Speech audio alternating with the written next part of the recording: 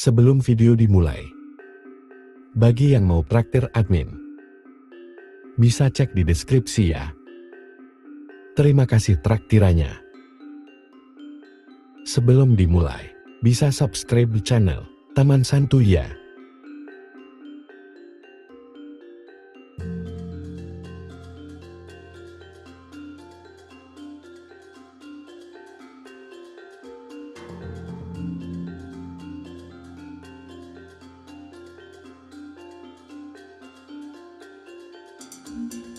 Pada prasasti Hantang, atau biasa disebut Ngantang, terdapat semboyan Panjalu Jayati yang artinya Kediri menang.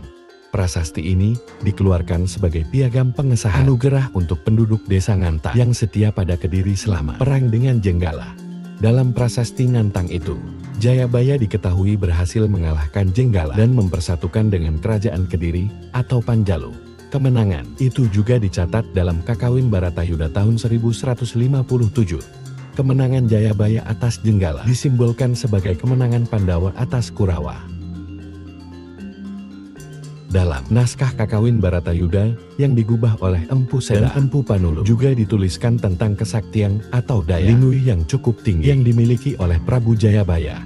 Selain itu, Prabu Jayabaya juga dikenal dengan sikap kebijaksanaannya. Dengan begitu, sosok Prabu Jayabaya menjadi orang yang sangat dihormati pada masa tersebut.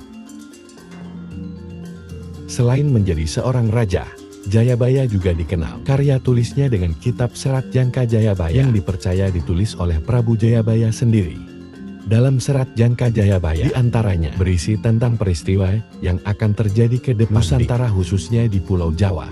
Di antara tulisan tersebut yang fenomenal ialah tanah Nusantara akan kedatangan bangsa berkulit putih yang membawa tongkat dan tongkatnya bisa menjadi alat untuk membunuh.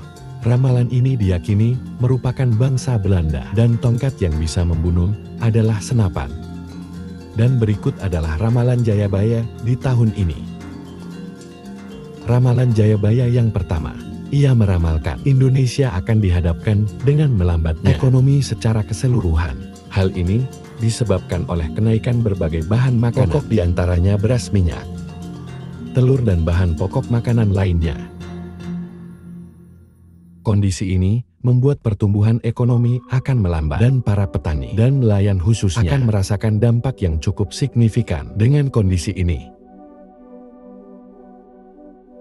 Ramalan Jayabaya yang kedua, Prabu Jayabaya meramalkan pada tahun ini kondisi Indonesia akan ada banyak bencana alam. Di antaranya banjir bandang yang akan menenggelamkan pemukiman warga, gunung berapi meletus, tanah longsor yang juga akan menenggelamkan rumah warga. Ramalan Jayabaya yang ketiga, ia meramalkan tanah Nusantara akan menghadapi masa yang cukup sulit. Masa ini kemudian disimbolkan sebagai zaman Kolobenduk atau zaman ke-8. Orang Jawa menyebutnya zaman Goro-Goro.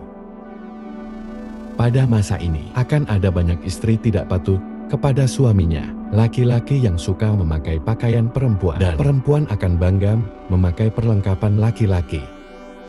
Selain itu, pada masa ini juga akan ada banyak manusia di Indonesia yang ingin hidup mewah, namun ia tidak mau bekerja, dan berbagai macam bentuk perjudian juga akan muncul di tahun ini.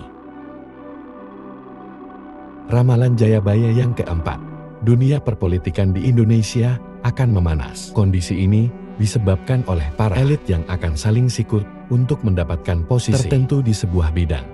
Kawan menjadi lawan, dan lawan berpotensi menjadi kawan. Namun, kondisi ini akan membaik seiring berjalannya waktu. Ramalan Prabu Jayabaya yang kelima, ia meramalkan pada tahun ini akan muncul sosok raja yang arif dan bijaksana. Dengan pengalamannya, ia mampu mengatasi berbagai carut marut yang dihadapi Indonesia. Kemudian sosok raja ini juga mampu membawa Indonesia pada posisi yang lebih baik di kancah politik dalam negeri maupun luar negeri.